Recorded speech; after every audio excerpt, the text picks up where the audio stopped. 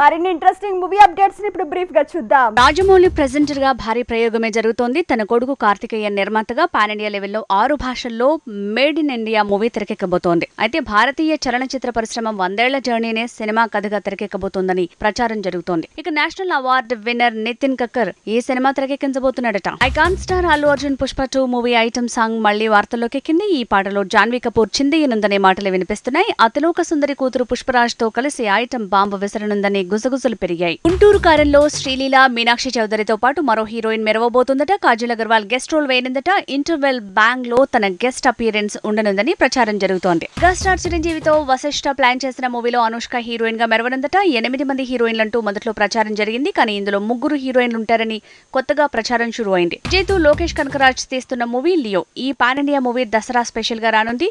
ఇక pre release event ని ఈ నెల 30న ప్లాన్ చేశారని తెలుస్తోంది. చెన్నై నెహ్రూ ఇండోర్ స్టేడియంలో ఈ ఈవెంట్ జరగనుంది. లోకనాయకుడు కమల్ హాసన్ హిట్ మూవీ పుష్పక విమానం రీ రిలీజ్ లానే నాయకుడు కూడా రీ రిలీజ్ కాబోతోంది. నవంబర్ 3న ఈ మూవీ వైడ్ వైడ్ గా రానుందట. తమిళ, కన్నడ, మలయాళ వర్షన్స్ లో రీ రిలీజ్ ప్లాన్ చేసినట్టు తెలుస్తోంది. బాలీవుడ్ నటుడు మ్యూజిషియన్ విజయ్ యాంటోనీ ఇంట్లో విషాదం నెలకొంది. ఆయన 16 ఏళ్ల కుమార్తె మీరా ఆత్మహత్య చేసుకుంది. 12వ తరగతి చదువుతున్న మీరా కొన్నాళ్లుగా డిప్రెషన్ తాలూకు ట్రీట్మెంట్ తీసుకుంటోందని తెలుస్తోంది. ఇవి వాటి మూవీ అప్డేట్స్ అండ్ స్టోరీస్. మరిన్ని స్టోరీస్ తో మళ్ళీ కలుద్దాం. Keep watching HM TV.